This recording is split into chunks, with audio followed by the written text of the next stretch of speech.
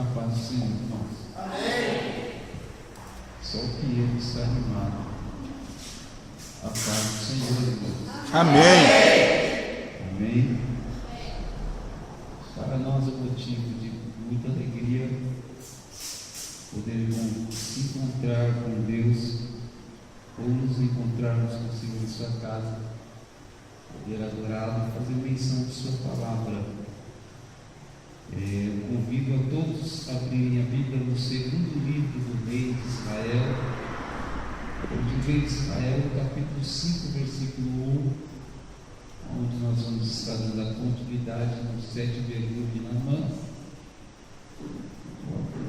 porque fomos até o terceiro, vamos ao quarto, mas o texto base está no segundo livro dos reis de Israel, capítulo de número 5, versículo de número 1. Aleluia, Deus seja louvado. Amém. Amém.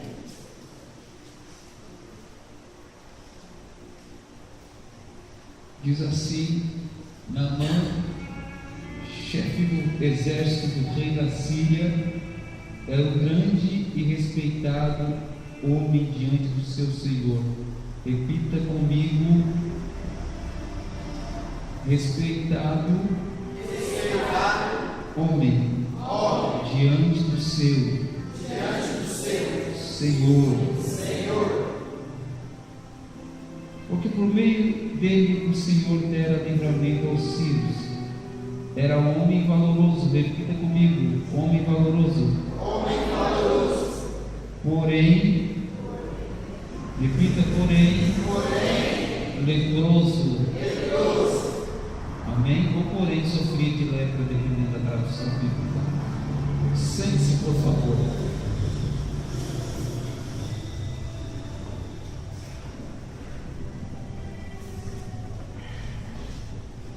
Querido, recapitulando algumas coisas rápidas, nós falamos dos mergulhos de Naamã, nós falamos de 3 mergulhos, e nós vamos para o 4º mergulho. De maneira que fora citado aqui, eu disse aqui a respeito de Naamã, que na Bíblia é mencionado 4 homens com o nome de Naamã. Disse aqui a respeito da uma das causas mais plausíveis ou aceitáveis dentro da Bíblia, que causa a lepra, o que traz a lepra, o que o ser humano no Antigo Testamento era acometido de lepra, era a soberba. A soberba, e é lógico que existem outros fatores, como rebelião, também, que é uma das causadoras da lepra. Um dos grandes exemplos na Bíblia foi o próprio rei Uzias, soberba. Outro exemplo na Bíblia de rebelião e desobediência, a própria Miriam, quando se rebeliou com seu irmão Moisés e foi acometida de lepra por desobediência, por inaceitação. Então existem algumas questões dentro da Bíblia que traz esses tipos de acontecimento e de desgraça para a vida das pessoas. Nós vemos aqui a Bíblia dando alguns elogios, falando das virtudes de Naamã, mas a Bíblia também não esconde a realidade que há por baixo dos seus feitos. A Bíblia fala que ele era um homem muito valoroso, mas existe algo que nós precisamos prestar atenção nos pormenores da Bíblia. A Bíblia diz que Naamã era um homem, um grande e respeitado homem diante do seu Senhor. Ele era respeitado diante do seu Senhor, porque o respeito era adquirido mediante as vitórias que era alcançado. Então esse respeito, ou seja, todo respeito, ele é conquistado, adquirido, mesmo que de uma forma de interesse do seu Senhor. Esse respeito fora conquistado. Era um homem muito valoroso, só que a Bíblia fala, porém sofria de lepra, ou porém leproso. É aquilo que eu digo. Existem muitas pessoas respeitada. Existem muitas pessoas de valor, mas existem pessoas que por trás do valor está cometido de lepra. Ou seja, existem pessoas de status dentro da igreja ou na sociedade, pessoas que adquiriram respeito na sociedade por causa da sua profissão ou por causa de alguma coisa que faz, mas ou por suas conquistas profissionais, diplomas e assim sucessivamente, mas que por debaixo da sua capa conserva-se uma podridão ou uma degeneração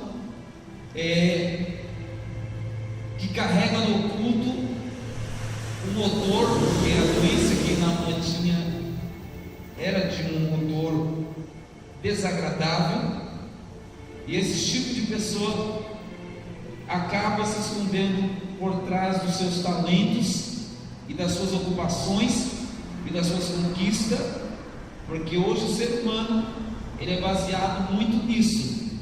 Na verdade, o que a humanidade precisa saber é que o homem ele vale mais naquilo que ele é e não naquilo que ele faz ou executa, porque nem tudo que eu faço indica quem eu sou, mas quem eu sou pode definir as minhas ações. Essa é a grande realidade, e eu tenho que tomar muito cuidado, porque muitos vão chegar naquele dia dizendo: Senhor, eu fiz, Senhor, eu pratiquei, e Jesus vai falar assim: eu não te conheço. E muitos de nós estamos sendo enganados por um simples descuido de não ser praticantes e obedientes da leitura da Bíblia Sagrada.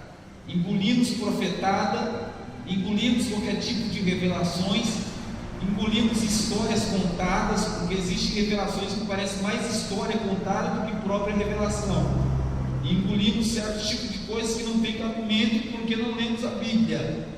E se nós lêssemos mais a Bíblia, estaríamos mais ligados e não engoliríamos coisas ou qualquer tipo de coisa.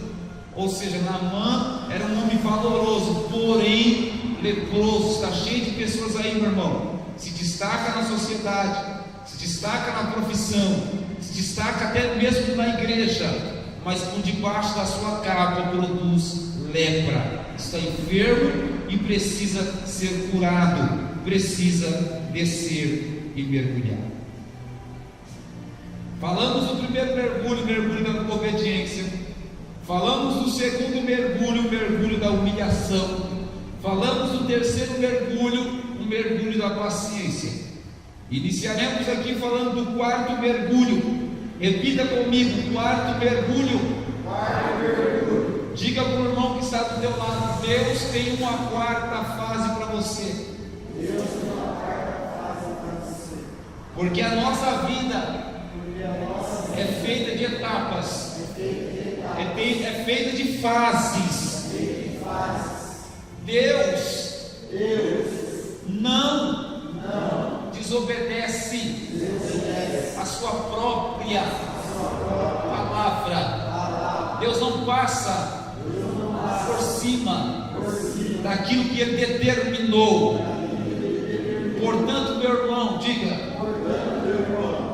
Deus, se Ele te prometeu, se Ele falou, faça por onde receber a promessa, porque voltar atrás Ele não vai. Mas muitas vezes a determinação de tempo cabe a nós mesmos. Ou seja, se eu fizer errado, Deus não anulará a promessa, mas porém eu não vou conquistar, alcançar, enquanto eu não entrar no caminho da promessa. Existem etapas, existem degraus para subir. A visão de Jacó, diga para o seu irmão, não foi com um elevador, foi com uma escada.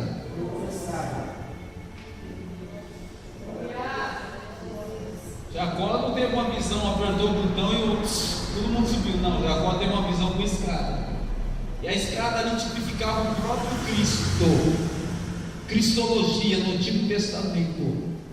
Depois o próprio Jesus no Novo Testamento fala para os seus discípulos: de agora em diante, João, vocês verão o Filho do Homem e anjos subindo e descendo sobre quem?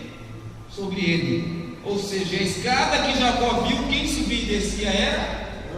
Anjos. Ou seja, a porta que liga o céu à terra se chama Jesus. Nenhum anjo desce na terra se não passar por Jesus. Ninguém chega no céu se não for por Jesus. Eu sou o caminho, a verdade e a vida. Ninguém vem ao Pai a não ser por mim, ou se não for por mim. Diga para o irmão: o quarto mergulho é o mergulho da esperança. Esperança. Aleluia. Meu irmão, se eu disser para todos nós que estamos aqui que esperar é fácil, eu estarei mentindo. Ninguém gosta de esperar. Existe uma grande dificuldade que cai ou que recai sobre nós, seres humanos, que é a impaciência ou a falta de paciência. Nós não gostamos de esperar nada ou por nada. A verdade é que quando se tem uma notícia, nós queremos recebê-la de imediato, quer seja ruim ou quer seja boa. Mesmo que você já tenha uma expectativa de que a notícia seja ruim, você já quer receber para que, se for ruim, já receba logo. Mas quando você tem uma expectativa de que ela é boa, você quer receber mais ainda. Todos nós temos a dificuldade de esperar pela carne que está na grelha assando. E alguns até comem mal passada, mas não é porque gosta não, é porque não aguenta esperar. Temos a dificuldade de esperar pelo busão, pelo ônibus que passa para ir para a cidade, porque quando é para ir para o serviço, se possível, torcendo para que ele quebre para ganhar o nosso dia em casa. Temos a dificuldade de esperar para se casar, é por isso que muitos casam errado. Temos a dificuldade de esperarmos, meus irmãos, pela vitória prometida, porque esquecemos que aquele que prometeu é fiel para cumprir. Por exemplo, temos a dificuldade de esperarmos na fila do banco. Ninguém merece. E abrindo aspas, uma experiência própria, mas parece que eu sentia. Fui na Força e Luz com a minha esposa, estava chovendo. Entrei, tirei a ficha, tinha um monte de gente e uma só atendente. E quando eu cheguei lá, olhei aquele monte de gente e disse: eu vou embora. Aí saí, vim na caminhonete, minha esposa estava na caminhonete e disse para ela: vou embora. Ela disse: não, vamos, nós já estamos aqui, vamos entrar, você quer que eu vá com você, né? Você não pode ficar sozinho. Ela percebeu isso. Fomos nós dois. Quando entramos lá dentro, encostamos, ela sentou e eu fiquei perto dela. Aí de repente eu, naquela impaciência, falei: Jesus, tem misericórdia. Eu estava tão impaciente que o sistema caiu. E a mulher trouxe a notícia e disse: olha, se vocês quiserem esperar, eu estou sem sistema, mas se vocês quiserem ir embora, ela nem terminou, já fui sair com a frente, puxando minha esposa, eu vou embora. Fui sair. Isso é um exemplo de falta de paciência. Todos nós temos a dificuldade de esperar. Todos nós temos a dificuldade de esperar. Isso não é fácil esperar. O sábio Salomão, ele disse num dos seus provérbios, se não me falha a memória: a esperança que se demora enfraquece ou adoece o coração, mas o desejo alcançado é vida ou árvore de vida. Todos nós temos a necessidade de alcançarmos de Deus uma vitória ou uma bênção. A palavra esperança, ela vem nada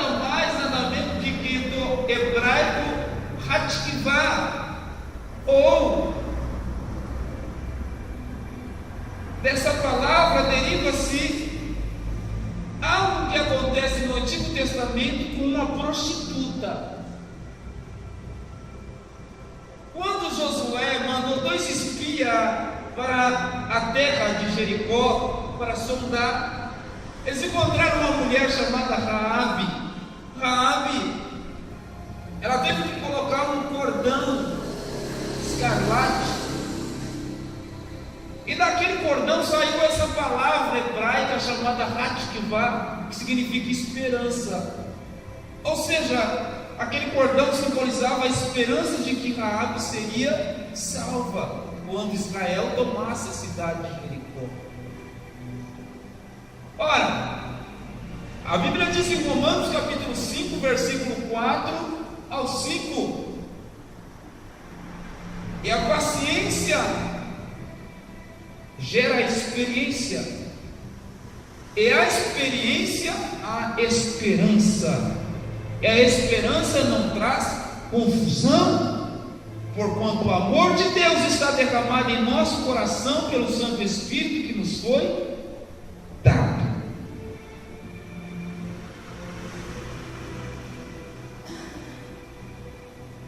A palavra esperança, ela é muito forte e rica, porque quando se fala de esperança,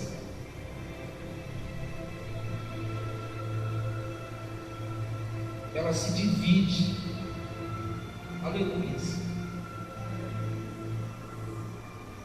Por que ela se divide?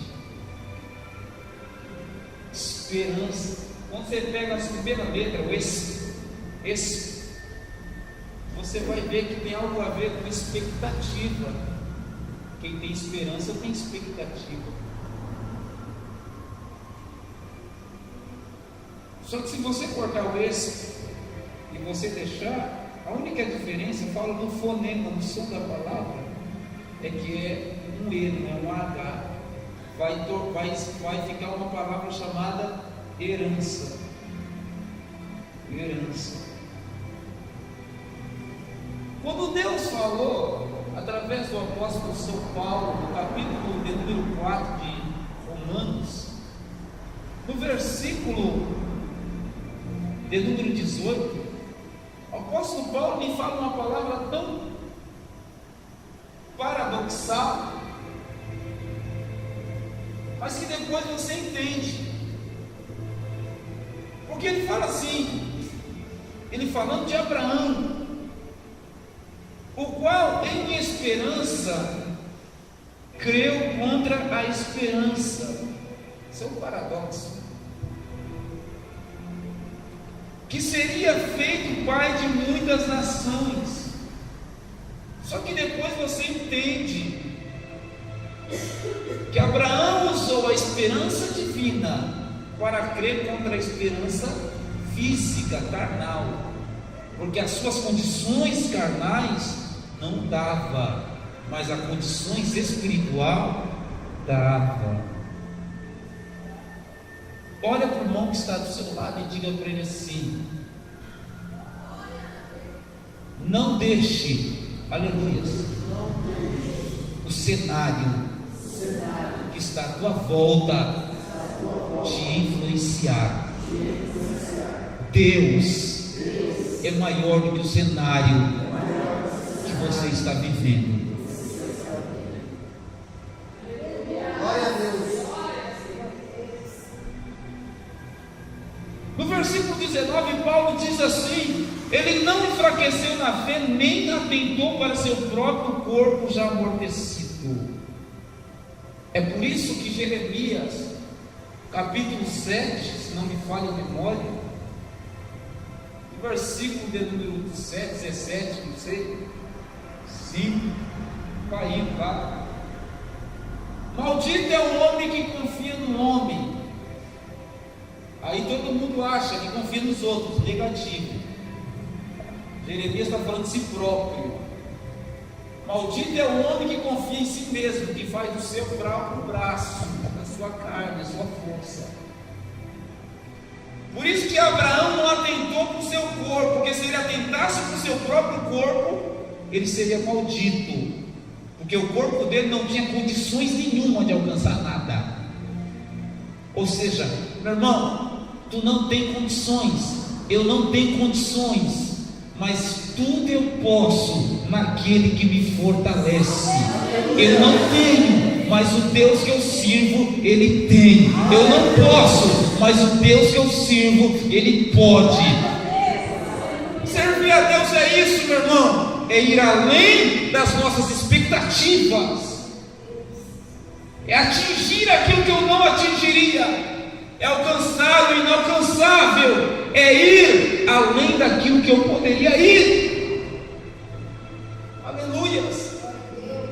O apóstolo está dizendo, ele não enfraqueceu na fé, nem atentou para o seu próprio corpo já amortecido, pois já tinha quase 100 anos, tampouco para o amortecimento do ventre de Sara. Não duvidou da promessa de Deus por desconfiança, mas foi fortalecido na fé, dando glória a Deus. Ao invés de murmurar, meu irmão, ao invés de olhar para o cenário contrário, ao invés de reclamar, começa a dar glória, porque o crente que acredita naquele que prometeu, não vive olhando para as condições desse século, mas ele vive olhando para a promessa do Pai e correndo atrás, porque quando Deus faz promessa, não quer dizer que braço cruzado e parado esperando cair do céu. Se faz, porque a Bíblia diz no livro, na carta aos Hebreus: vós necessitais de paciência, para depois de haver desfeito a vontade de Deus. Ou seja, não é para depois de ficar com o braço cruzado, parado, sentado, possais alcançar a promessa, é para depois de haver desfeito a vontade de Deus, possais alcançar a promessa. Ou seja, vai fazendo a obra de Deus dando glória. Não está acontecendo? Glorifica, porque Deus está trabalhando.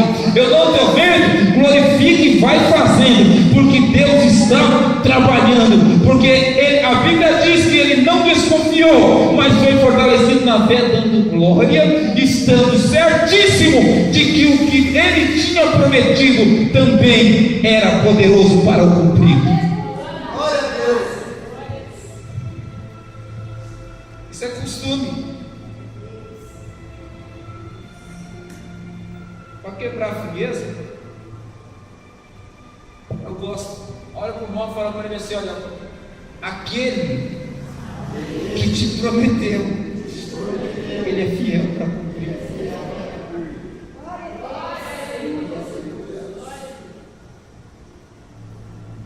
Domingo, foi domingo, né? Hoje é terça. Domingo eu estava dizendo, o mundo está em crise, o mundo do Brasil, né? Principalmente. Eu disse só que a igreja está em crise, pior que o Brasil. E não é por causa do governo que a igreja está em crise, eu falei por culpa da igreja mesmo. A própria igreja vai se matando, os crentes lutam entre eles, uma briga, uma disputa.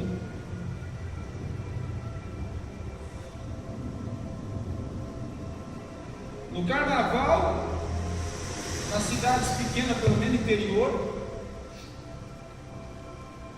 a maioria dos incentivos vamos sair para retiro espiritual, ou seja, enquanto os crentes se retiram da cidade, o diabo toma posse da cidade e faz o carnaval, a festa da carne. Poderia se inventar algo melhor no carnaval. As igrejas poderiam se unir, todas as igrejas, mas hoje não, está todo mundo preocupado com placa, da Ibope, não estão preocupados com o reino de Deus. Poderia todas as igrejas se reunir e falar assim: nós, nesse carnaval, vamos unir as igrejas, vamos todos para a praça, vamos orar, vamos levantar um clamor pela cidade. Mas não, é tudo ao contrário. A igreja está em crise também. Nós não podemos fugir da realidade, ser esbanjador. O mundo está em crise, mas nós que servimos a Deus não passamos por crise. Vai nessa conversa, você vai ver.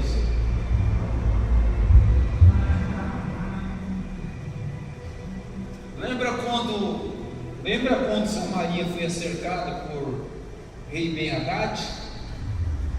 A crise se instalou e tinha profeta lá dentro. O povo começou a comer cabeça de jumento, esterco de pombo. Houve canibalismo. Por quê? Por causa que o profeta profetizou algo. E o rei desceu contra ele. Mas a crise se instalou lá. Até Deus levantar o profeta e falar assim: amanhã, aleluia, amanhã. Sabe por quê, meu irmão? Muitas vezes nós reclamamos dos governantes, reclamamos, mas nós não temos a atitude de profetizar que o nosso país vai mudar, que a crise vai ter que ir embora em nome de Jesus.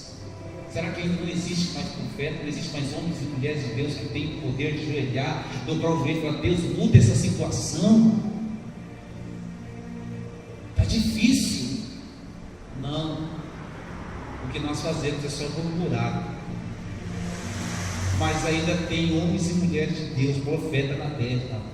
Nós podemos orar e Deus dá um jeito. Até porque, meu irmão, não traga textos antigos para os dias de hoje, porque tem muitos textos que não valem para hoje, meu irmão. Não é que a Bíblia é inválida, não. Toda autoridade, todo governo é constituído por Deus. Naquele tempo era teocracia, hoje não é democracia.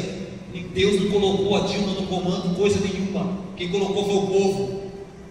Então não tem que reclamar e falar assim: foi Deus que constituiu o governo PT. Foi nada, foi o ser humano. Então não tem que reclamar por Deus. Quem votou nas urnas foi as pessoas. Aí fala: Deus constituiu esse povo. Deus não constituiu nada disso. Enquanto é teocrático, é Deus que constitui. Mas depois que se dá livre-arbítrio, é os próprios homens.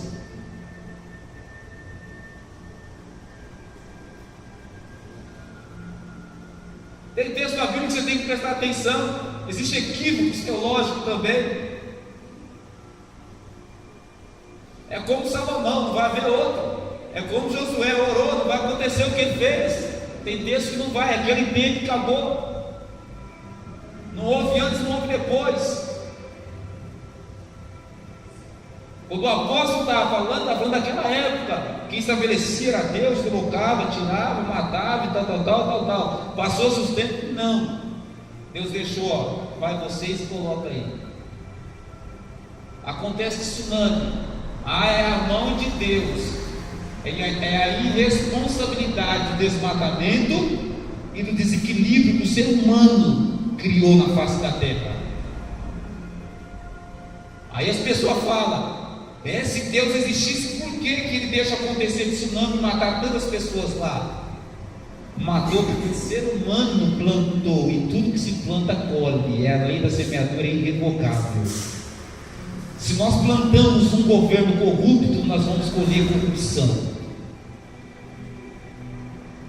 E não adianta culpar Deus. Mas ainda há esperança para a árvore que, se for cortada, ainda se renovará. Eu não votei no PT, não voto. Nunca votei nisso. Mas também não enxergo política como time de futebol, porque hoje é assim: o povo enxerga a política como bandeira, como se fosse um time de futebol. Só existe PT, PSDB e PSDB. Os outros partidos não existem. É por isso que o Brasil está isso aí. Depois quer reclamar. Parece time de futebol. A grande questão é: confiamos em Deus, sim, mas temos responsabilidade como cidadãos na terra. E temos que prestar atenção naquilo que nós fazemos.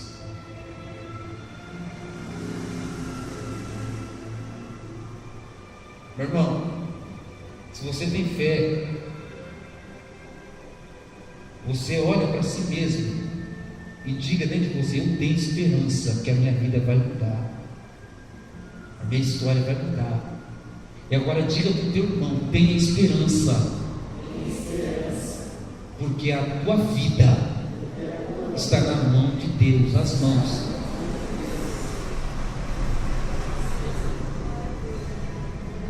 Sabe qual é o nosso problema? O apóstolo diz: entrega o teu caminho ao Senhor. O apóstolo não é salmista, né? Entrega os seus caminhos ao Senhor, confia nele, e tudo nós entregamos e tiramos e saímos. É como colocar na mão de Deus. Coloca na mão de Deus, irmão, coloca e tira, porque acha que Deus não vai fazer do jeito que Ele quer. Então, mas Deus não vai fazer do seu jeito mesmo, Ele vai fazer do jeito que é melhor. Fala para o seu irmão, o quarto mergulho é o mergulho da esperança. Diga para ele, o quinto mergulho é o mergulho da crença em Deus.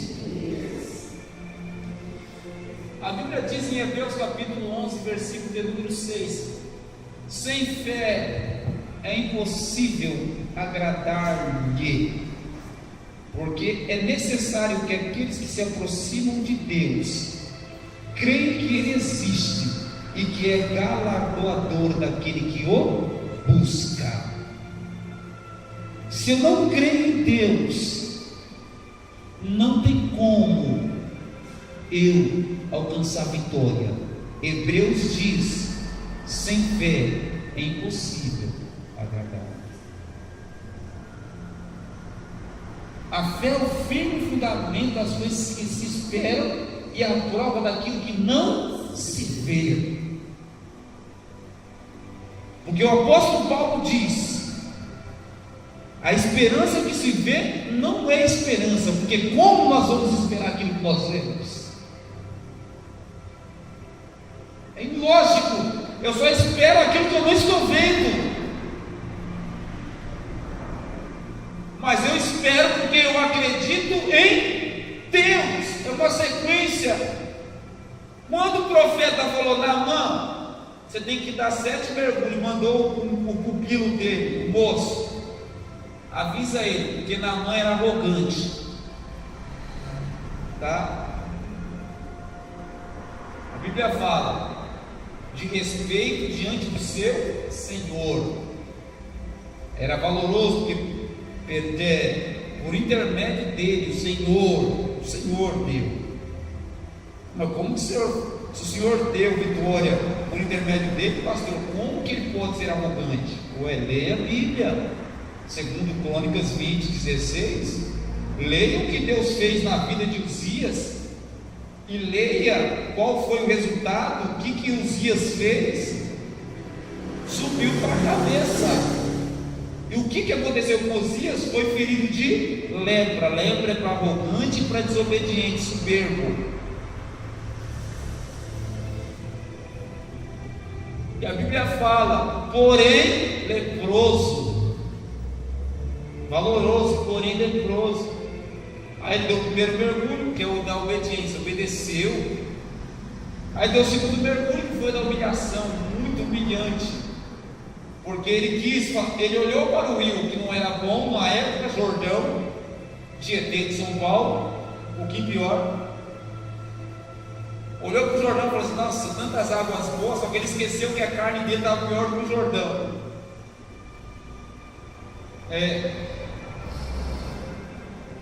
Aí é o mergulho da humilhação, que o capitão mergulhado no Jordão. Aí vem o mergulho da paciência, porque espera, meu Deus, você tem paciência, é um fruto, né? Paciência, esperança, uma virtude, o fruto, e o fruto é um só, uma virtude. Aí depois veio o mergulho da esperança, estou esperando. Aí veio o mergulho da crença. Aí vem o 6º mergulho, que é a outra crença. Olha para o irmão e fala: o mergulho da crença do profeta. Mergulho da crença do profeta. Porque o primeiro mergulho era a crença em Deus. Diga para o irmão, porque primeiro eu tenho que confiar em Deus. Segundo Crônicas 20, credes no Senhor teu Deus, estareis seguros. Credes nos seus profetas e serei prosperado ou prosperareis. Então o primeiro mergulho, ou seja, o 5º mergulho, crença em Deus. O 6º, a crença do profeta. Porque se você não acreditar na palavra que sai da boca do profeta, não vai acontecer.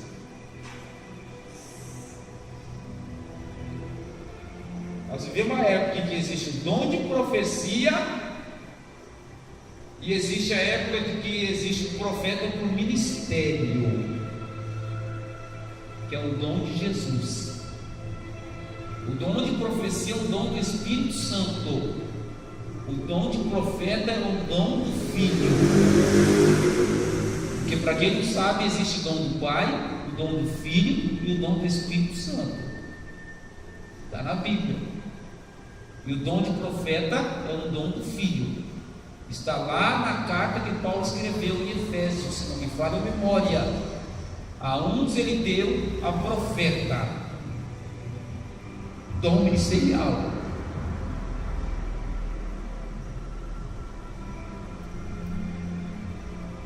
Quando o profeta abre a boca e fala para a viúva: mulher, o que tu tem? Declara. Eu tenho só uma farinha, um pouquinho de azeite, que eu vou fazer um bolo para mim, para o meu filho comer. Nós vamos morrer. Vou dar um pouco d'água, porque ela está catando graveto. A esperança da mulher era tão péssima, ela não tinha esperança nenhuma, nem expectativa. E é um texto tão assim estranho, porque como é que Deus, porque Deus é assim, Deus não vive no futuro e Deus não vive no passado, Deus só vive no presente. Para Deus não tem passado, para Deus não tem futuro, para Deus só tem hoje, só hoje. Tanto é que a Bíblia diz em Hebreus: Jesus Cristo é o mesmo ontem. Não existe ontem na nossa lógica. Ontem foi. Jesus Cristo é o mesmo ontem, hoje e eternamente. Ou seja, Jesus Cristo foi ontem, é hoje e será amanhã. Essa seria a lógica. Mas como para ele não está enquadrado no nosso tempo, então ele é ontem na nossa cronologia, ele é hoje, ele é amanhã, porque ele não muda. Preste bem atenção. Deus fala assim: Elias, desce para Sarepta, porque eu já ordenei uma viúva de sustente. Quando chega lá, o texto que nós vemos é que a viúva não está sabendo de nada. Mas Deus disse para Elias que ele já tinha ordenado. E aí? A viúva não tinha nem para ela. Mas Deus já tinha ordenado. A verdade é que Deus não estava no tempo de Elias. O tempo de Deus já é tão constrangedor saber que Deus já sabe quem vai para o céu e quem vai para o inferno. Estranho. Deus já sabe o que vai acontecer amanhã nas nossas vidas. Deus já sabia que nós íamos pecar. Deus sabia que alguns aí iam pular cerca. E aí mesmo assim Deus amou e salvou. Isso que é amor incondicional. Que coisa. Deus poderia falar assim: não, esse bicho aqui vai me trair amanhã. Deixa quieto. Mas Deus não nos olha assim e fala assim: não, é esse que eu quero. Vou dar um banho nele, dela, com o sangue do meu filho, vai ficar bom. Vai apanhar bastante, mas vai ficar bom. Aí Elias dá uma olhada para a cara dela e fala assim: faz para mim primeiro, depois tu vai fazer para tudo para o teu filho. Pensou se Elias fosse falhando? Oxê, bichinha, faz para mim primeiro, vai. Quando faz para tu, teu filho.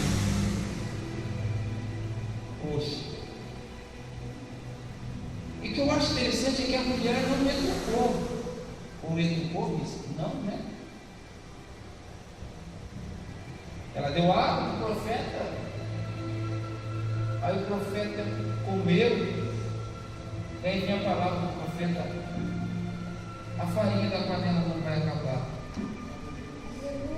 O azeite da botija não vai faltar até que haja chuva em Israel. Preste atenção, Elias deu um tempo. Até que haja chuva em Israel. Ou seja, o que Deus está falando para nós é o seguinte: no tempo da seca eu cuido de você, mas no tempo da bonança vai trabalhar.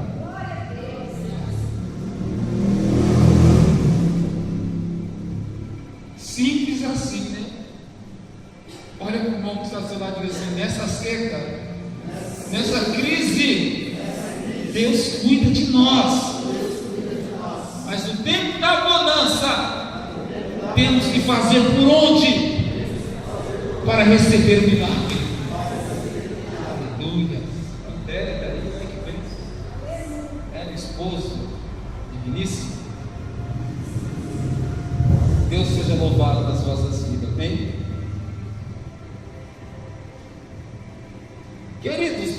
atenção que eu vou encerrar com o último detalhe.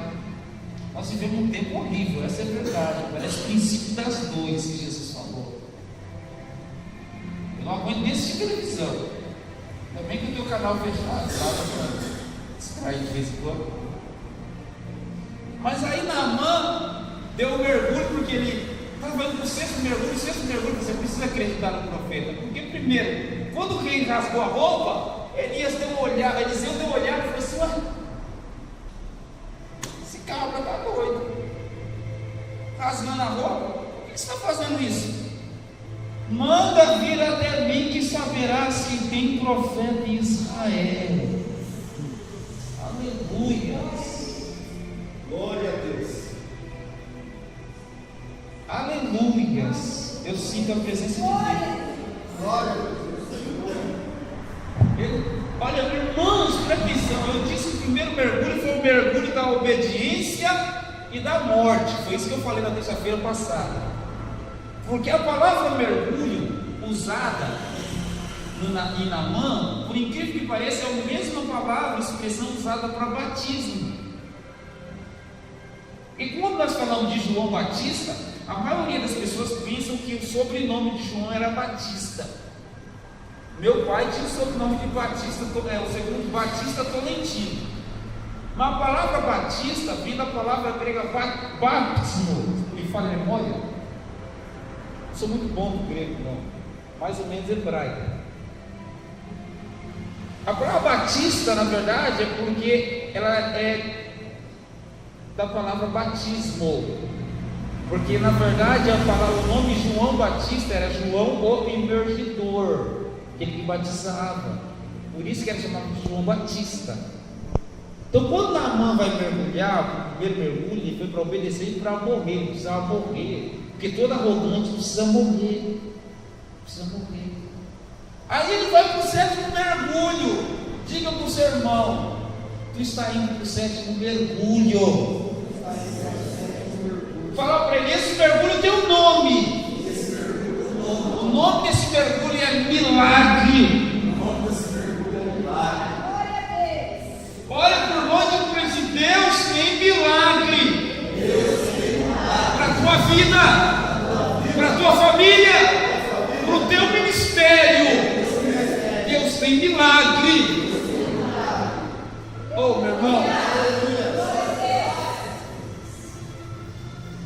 Naamã mergulhou, bispo José, pastor José. Aleluias. Deus seja louvado. Quando ele mergulha, ele volta, porque milagre é coisa que é inacreditável. Milagre não se explica, porque o dia que se explicar milagre, deixa de ser milagre. Ele olha para a sua pele e a Bíblia fala que era como de menino, criança, dependendo da tradução. Por que menino, bispo José? Por que criança, bispo José? Porque criança não tem arrogância, criança não é soberba. Então Naamã de fato morreu. O milagre em Naamã não só foi na carne, mas como foi no espírito. Olhe para o irmão que está do teu lado e diga assim: o que Deus tem para você hoje vai mudar a tua história. Deus tem milagre, Deus tem cura física e cura espiritual. Deus tem impossível para a tua vida. Não mergulhou, voltou. Uau! Aquelas feridas, aquela sarna, aquele trem esquisito, já não tinha mais isso. Aleluias. Aquelas perecas, que devia estar cheia, já não tinha mais.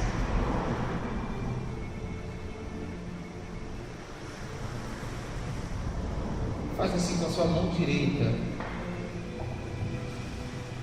Eu recebo a inspiração do Espírito Santo de Deus para falar para pessoas aqui, ó. Deus vai curar tuas feridas, as mais profundas. Glória a Deus. Deus vai curar tua ferida. Deus vai mudar a tua história. Não haverá ferida. Deus vai limpar a tua carne, a tua vida. Deus vai te restaurar. Deus vai te vivificar. E Naamã sai de dentro do rio. Aleluia. Todo contente, sarado, curado, para a glória bendita no nome de Jesus Cristo.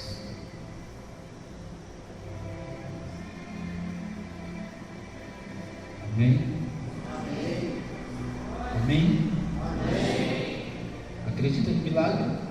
Amém. Sente o milagre? Glória a Deus. Aleluia. Milagre vai ser milagre que você sentir normal. Você vai sentir depois que acontecer. Tem crente que acha que para Deus falar que você sentir arrepiozinho. Aí eu não senti arrepio hoje, Deus não falou. Então eu vou pôr o ar condicionado aqui e deixar ele pelo menos 0 graus. Você vai sentir um arrepio bem gostoso. Amém?